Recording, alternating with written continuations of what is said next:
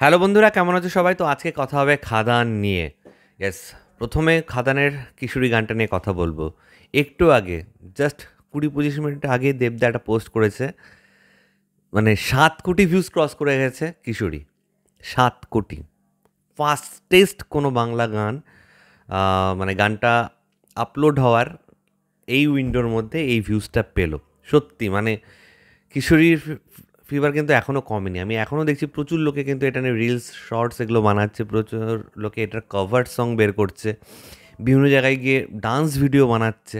তো একটা আলাদাই ক্রেজ ক্রিয়েট করেছে এই কিশোরী গানটা। এবার চলে আসি খাদানের বক্স অফিস। তো খাদানের বক্স অফিস কিন্তু একটা কন্ট্রোভার্সিও ক্রিয়েট করেছে সাথে, এটাও মানতে হবে। মানে এই যে খাদানের যে বক্স অফিস কালেকশনটাই ধরো তুমি, আমি তো লাস্ট আপডেট পেয়েছিলাম 16 ক্রোর্সের, এখন অনেকে বলছে এটা আরও বেড়ে হয়তো 18-19-20-তে পৌঁছে গেছে। তো এক্স্যাক্ট ফিগারটা দেবদা তো পোস্ট করবেই।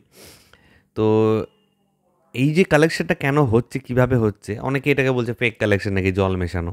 তো আমি একটা ইন্টারভিউতে দেখছিলাম, সৌম্য বলে আমাদের যে আছে ইউটিউব করে, সত্যদীপ দা একজন ফিল্ম ডিস্ট্রিবিউটার। ইনফ্যাক্ট আমাদের সিনেমাও একটা দুটো হল সত্যদীপ দা আমাদের মানে করে দিয়েছিল। মানে একটা হিন্দি সিনেমা নামিয়ে আমাদের বাংলা সিনেমা বিজয়া দশমীকে জায়গা করে দিয়েছিল। আমি কোচবিহারে শো চেয়েছিলাম, তো সেখানে ব্যবস্থা করে দিয়েছিল সত্যদীপ দা। তো সত্যদীপ দা নিজেই বলেছে আমার একটা হল থেকে 20 লাখ ইনকাম করেছে খাদান, একটা হল থেকে। তো খাদান কতগুলো হলে কতগুলো শো চালাচ্ছে ভাবো। সিঙ্গেল স্ক্রিনে নাম্বারটা এখনও দেখো, এত সপ্তাহ হয়ে গেল তো এখনও দেখো নাম্বারটা। সিঙ্গেল স্ক্রিনের ট্যুরে বেরিয়েছে। এই যে সিঙ্গেল স্ক্রিন বন্ধ হয়ে যাচ্ছে, মরে গেছে, সে কালচারটা বন্ধ হয়ে গেছে, সেটাকে জাগানোর একটা কিন্তু প্রচেষ্টা চালিয়ে যাচ্ছে দেব।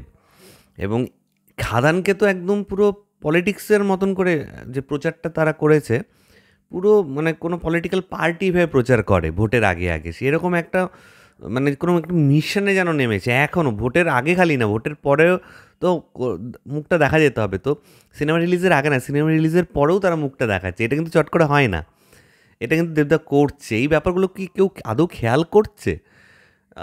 এগুলো না, মানে বলো না, তুমি যত ওপরে উঠবে লোকে না নিন্দে করাও তত বাড়িয়ে দেবে আর কি।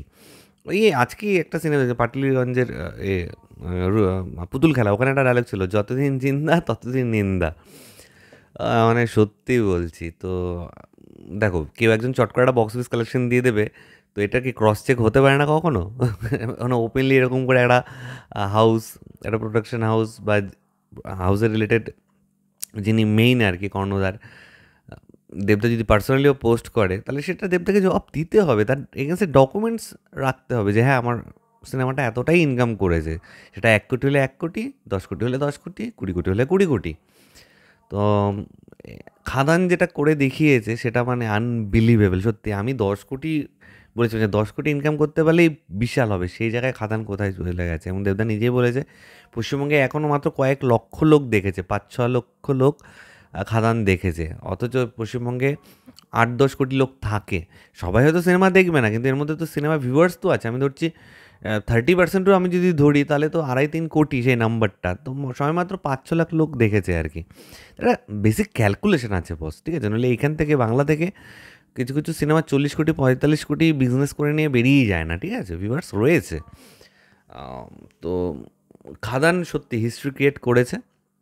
এবং আশা করি খাদান যে দরজাটা খুলে দিল, সেখানে প্রচুর বড় বড় হাউসরাও এখন, আগে যারা বড় বড় সিনেমা করতো আর কি তাদের কথা বলছি, তারাও এগিয়ে আসবে।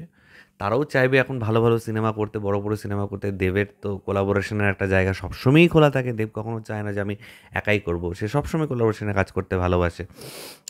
এর আগেও করেছে, দেখো বিনোদিনীতে প্রমোদ ফিল্মস আছে, খাদানের সুইন্দেল ফিল্মস ছিল, এর আগে এসভিএফের সাথে, সামনে আসছে, রঘু ডাকাত আসছে এসভিএফের সাথে। তো সবসময় সেই রাস্তা খোলা আছে। তো আশা করছি ভবিষ্যতে ভালো ভালো সিনেমা দেখবো। শুধু দেবদার হাউস থেকে দেখলে তো হবে না, বাদবাকি হাউসগুলো থেকেও দেখতে হবে। মার্কেটে যত কম্পিটিশন থাকবে, তত কিন্তু আমরা বেটার কন্টেন্ট পাবো, ঠিক আছে? এইটাও মাথায় রাখতে হবে। কন্টেন্ট যদি কম্পিটিশন না থাকে, তাহলে মনোপলি চলে এলে কিন্তু তারা যাই তোমাকে ফিট করবে, সিনেমা হলে যাই সিনেমা লাগাবে চালাবে, সেটাই তোমাকে দেখতে হবে। কম্পিটিশন থাকলে কি, যে হেলদি কম্পিটিশন, কিন্তু কম্পিটিশন করতে গিয়ে আমি ওর শো নামিয়ে দেবো, ওকে শো দেবো না, এই ব্যাপারটা না। বেসিক শো দিয়ে স্টার্ট হবে সকলেই, এবার লং রানে যে ভালো সিনেমা, যাদেরটা ভালো সিনেমা তারা এগিয়ে যাবে। এটা হচ্ছে মোদ্দা কথা, অডিয়েন্স যেটাকে সাপোর্ট করবে। তো তো হেলদি কম্পিটিশন হলে কিন্তু ভালো ভালো কন্টেন্টের কম্পিটিশন থাকবে। ওরা এটা এনেছে, আমরা এরকম আনবো। ওরা এরকম নতুন ভাবনা করেছে, আমরা আরও নতুন ভাবনা করব। এই ব্যাপারটার দরকার। তো দেখা যাক কি। চারদিকে তো খাদানের জয় জয়কার চলছে, প্রচুর চারদিকে পোস্ট দেখছি। গতকাল দক্ষিণ পাড়ার সাথে মহামায়াতে আমাদেরই কলেজের একজন ছিল, তার পোস্ট দেখলাম, খুব ভালো লাগলো। যে দেবদা পেছনে দাঁড়িয়ে বক্তৃতা দিচ্ছে, সে সেলফি মোডে ভিডিও করছে আর কি, যে পেছনে দেবদা দাঁড়িয়ে খাদান নিয়ে করছে। সবাই চারদিকে এত চেঁচামেচি হচ্ছে, এটা আলাদা ক্রেজ আর কি, সকলে সেলিব্রেট করছে। তো এটাই তোমার সাথে শেয়ার করা ছিল। তোমাদের কার কি মতামত প্লিজ নিচে কমেন্ট করে জানাও। আমার ভিডিওটা ভালো লেগে থাকলে লাইক কমেন্ট শেয়ার করতে একদম বলবে। চ্যানেলটাকে যারা প্রথমবার দেখছো, নিচে যে রেড সাবস্ক্রাইব বাটনটা আছে সেখানে ক্লিক করে নাও, পাশে একটা বেল আইকন আছে সেখানে ক্লিক করে অল অপশনে ক্লিক করে নাও। ঠিক আছে বন্ধুরা, ভালো থেকো সবাই, সাবধানে থেকো সবাই। Love you all, take care.